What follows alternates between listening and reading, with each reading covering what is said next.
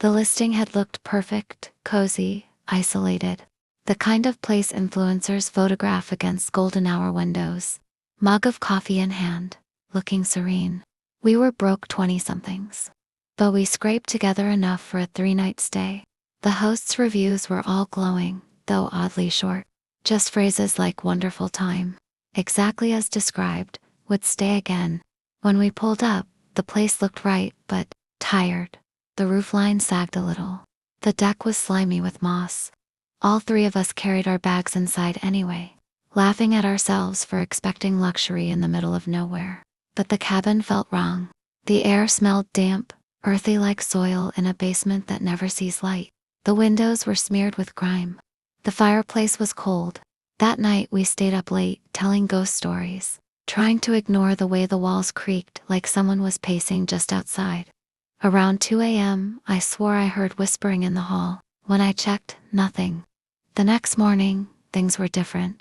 The couch we'd left pushed against the wall was angled toward the door. The dining chairs were tucked neatly in place, though we'd left them scattered with our bags. The fridge door stood slightly open. We blamed each other. No one admitted to doing it. The second night, it escalated. I woke to the sound of the deck door sliding open. The lock was still latched when I checked, but the cold air pouring in told me it had been open moments before. The table had been flipped. We didn't laugh anymore. By the 3rd night, we made a pact to stay awake. We sat up on the couch together, lights blazing. Around 2:17 a.m., the ceiling creaked. Heavy footsteps dragged across it, slow, measured. But the cabin didn't have an upstairs. We bolted, abandoning our things. As we reached the car, every light in the cabin flicked off at once. When we checked Airbnb the next day, the listing was gone. Completely deleted. No record it had ever been there. I was on a long drive cross-country and couldn't push any farther. A cheap hotel glowed like a beacon off the highway. I almost didn't stop. The sign was missing letters, and half the lot was empty but exhaustion 1. Room 327, 3rd floor, end of the hall. The first night passed fine, though I noticed the weird silence in the halls. No TVs, no voices, no sounds at all from other guests. The second night, I woke to the sound of running water. My bathroom light glowed faintly under the door, and I could hear the shower. I hadn't turned it on. I gripped the handle, flung the curtain back, and found nothing. Empty tub, water off. Later, when I returned from dinner, a keycard sat neatly on my bed. Not mean I had mine in my pocket. This one was scratched, worn, as if it had been used for years. That night I woke again. In the dark, I saw someone in the chair across the room. A man, thin, pale, legs crossed neatly, just watching. I blinked, and the chair was empty. On the last night, I heard 3 slow knocks from the closet. My heart nearly stopped. I called the front desk, whispering, "I'm in 327.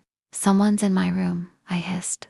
A pause, then the clerk said, "Sir, that room has been closed for years. Are you sure you're calling from inside it?" I slept in my car that night. I'd needed a break.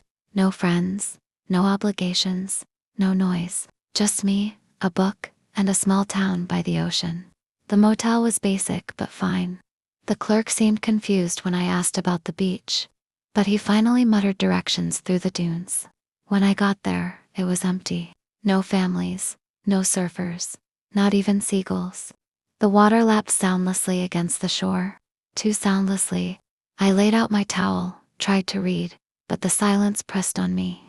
The sun felt strange, too hot for the windless air. I fell asleep despite myself. When I woke, the tide had come in. My towel was soaked, my back, everything gone. The sand was darker, wet, sticky, clinging to my skin. The water looked black. The sky had gone red, and there were footprints. Dozens of them. Perfect circles around where I lay. I staggered up, heart racing. I ran toward the dunes, but the path was gone. Just endless brush. When I finally stumbled out, I was in the motel parking lot, barefoot, trembling, empty.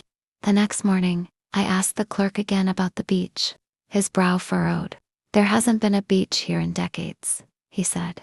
"Storm took it out. Locals say it comes back sometimes." but it's not for us. I never went back.